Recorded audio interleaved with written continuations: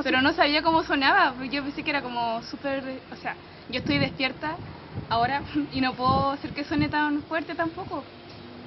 Y me han dicho que suena feo, pero no esperaba que sonara así. ¡Wow! No sé cómo la gente duerme con eso. Por Suena muy ejemplo, horrible. según un artículo publicado en el año 2015 titulado Bruxismo de sueño en niños y adolescentes, el 85% de la población presenta bruxismo y no lo sabe. Algunos de los síntomas son tensión en la mandíbula, sensibilidad de los dientes y dolor en el rostro. En resumen, el bruxismo se siente como si el campeón de los pesos pesados te hubiera noqueado. La causa principal es el estrés, que puede ser físico o emocional. Así que ya sabes, la próxima vez que escuches un rechinido en la noche y te duela la mandíbula, no llames a los cazafantasmas y mejor relájate. Lo mejor que puedes hacer para deshacerte del estrés y del bruxismo es practicar algunos ejercicios de relajación, como algunos ejercicios de yoga antes de dormir.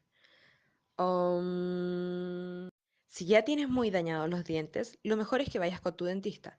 Él también te puede recomendar un protector bucal nocturno para suavizar los rechinidos. Otra buena opción es tomar un buen baño con agua tibia, tomarte un té de hierbas o en casos extremos, escuchar cualquier canción hipster psicodélica. Eso puede ser hasta un elefante. Y por supuesto, consulta con tu dentista.